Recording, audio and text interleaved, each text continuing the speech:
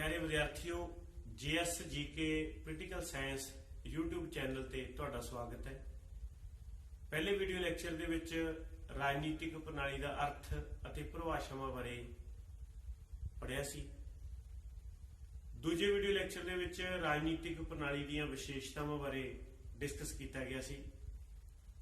इन्हां दोवें वीडियोज़ दे link description box दे विच दिते गए हैं। अज आपां राजनीतिक प्रणाली के कामों बारे चर्चा करांगे। विद्यार्थियों, राजनीतिक प्रणाली के कामों नूं आपां दो भागां दे विच पढ़ांगे। पहले भाग दे विच डेविड ईस्टन के मुताबिक राजनीतिक प्रणाली के जो काम दसे गए ने उन्हां नूं जानने की कोशिश करांगे अते दूजे भाग दे विच गैब्रिएल आलमंड मुताबिक राजनीतिक प्रणाली के कामों नूं डिस्कस करांगे। डेविड ईस्टन अमरीका का प्रसिद्ध विद्वान सी जिसने 20वीं सदी दे विच राजनीतिक प्रणाली नूं राजनीति शास्त्र दे विच लिआंदा। 1953 दे विच उसने एक किताब लिखी जिसका नाम सी द पोलिटिकल सिस्टम। उस किताब के जरिए डेविड ईस्टन ने राजनीतिक प्रणाली नूं राजनीति शास्त्र दे विच प्रवेश करवाया। डेविड ईस्टन का मनना सी कि जिस वातावरण दे विच राजनीतिक प्रणाली काम करती है उस वातावरण का प्रभाव राजनीतिक प्रणाली ते पैना सुभाविक है। इसलिए उसने राजनीतिक प्रणाली के कामां नूं दस्सण तो पहला उस वातावरण का जिक्र किया है जिस वातावरण दे विच राजनीतिक प्रणाली काम करती है ते उस वातावरण का राजनीतिक प्रणाली ते किसी न किसी रूप च प्रभाव पैंदा है। डेविड ईस्टन के मुताबिक दो तरह का वातावरण राजनीतिक प्रणाली नूं प्रभावित करता है, समाज अंदरला वातावरण अते समाज बाहरला वातावरण। समाज अंदरले वातावरण का भाव यह है कि जिवें भारत दे विच अनपढ़ता, बेरोजगारी, जातिवाद, संप्रदायिकता आदि तत्थ भारतीय राजनीतिक प्रणाली नूं प्रभावित करते हैं अते इन्हां तों प्रभावित होकर राजनीतिक प्रणाली वालों जो नीतियां, निर्णय या फैसले किए जाते हैं उसनूं असीं समाज अंदरला वातावरण कह सकते हैं। समाज बाहरले वातावरण तो भाव यह है कि जो अंतरराष्ट्रीय संगठन या दूजे देशों दीयां राजनीतिक प्रणाली दीयां प्रक्रियावां हन उन्हां तो प्रभावित होकर जदों राजनीतिक प्रणाली काम करती है तो उसनूं असीं बाहरले वातावरण दे विच शामिल कर सकते हैं।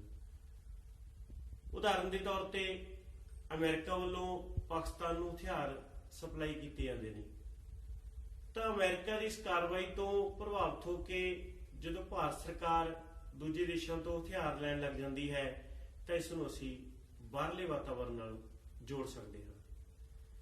इस वातावरण नूं स्पष्ट करन तो बाद डेविड ईस्टन ने राजनीतिक प्रणाली के कामां नूं दस्सिया है। डेविड ईस्टन का कहना सी कि राजनीतिक प्रणाली इक्को ही काम करती है, निवेशां नूं निकासां विच बदलदी है, भाव इनपुट नूं आउटपुट्स दे विच बदलदी है।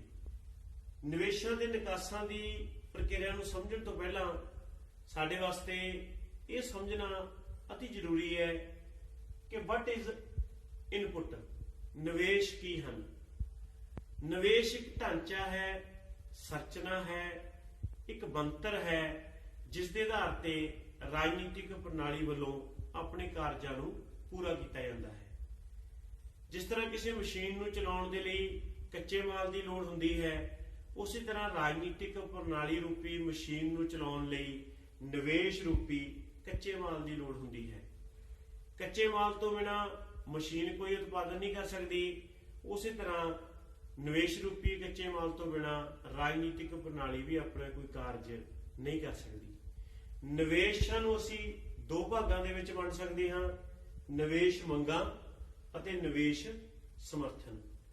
निवेश मंगां तो भाव जदों लोक जां लोकां दे समूह अपने हितां दी पूर्ति लई राजनीतिक प्रणाली कोले कुछ मंगां पेश करते हैं ਤਾਂ ਉਹਨਾਂ ਮੰਗਾਂ ਨੂੰ ਅਸੀਂ ਨਿਵੇਸ਼ ਮੰਗਾਂ ਕਹਿ ਸਕਦੇ ਹਾਂ।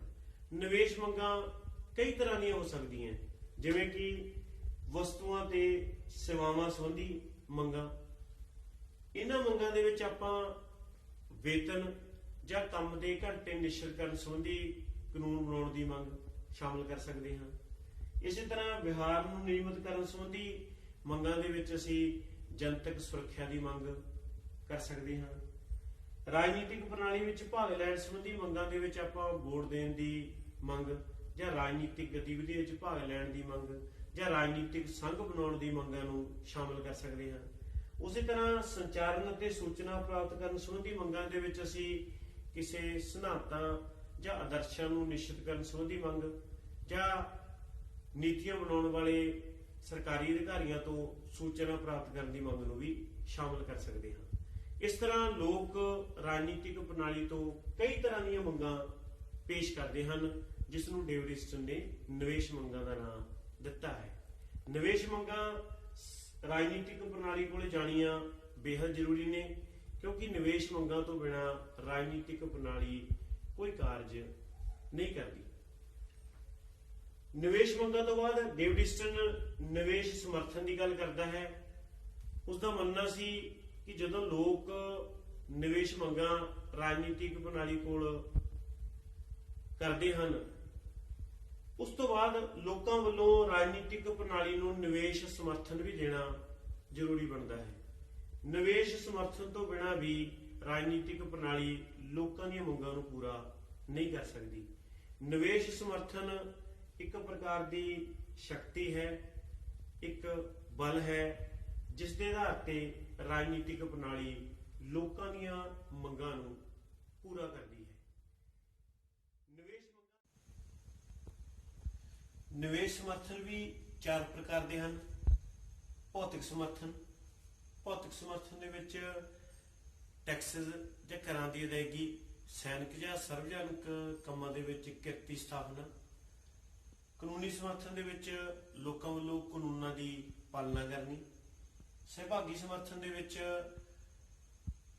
ਵੋਟ ਦੀ ਵਰਤੋਂ ਕਰਨੀ ਜਾਂ ਰਾਜਨੀਤਿਕ ਗਤੀਵਿਧੀਆਂ ਦੇ ਵਿੱਚ ਹਿੱਸਾ ਲੈਣਾ। ਸਨਮਾਨ ਸਮਰਥਨ ਦੇ ਵਿੱਚ ਸਰਕਾਰ ਦੇ ਸੰਚਾਲਨ ਪ੍ਰਤੀ ਧਿਆਨ ਦੇਣਾ, ਜਨਤਕ ਸੱਤਾ ਜਾਂ ਜੋ ਸਾਡੇ ਰਾਸ਼ਟਰੀ ਚਿੰਨ੍ਹ ਨੇ ਉਹਨਾਂ ਦਾ ਸਤਿਕਾਰ ਆਦਿ ਸ਼ਾਮਲ ਹਨ।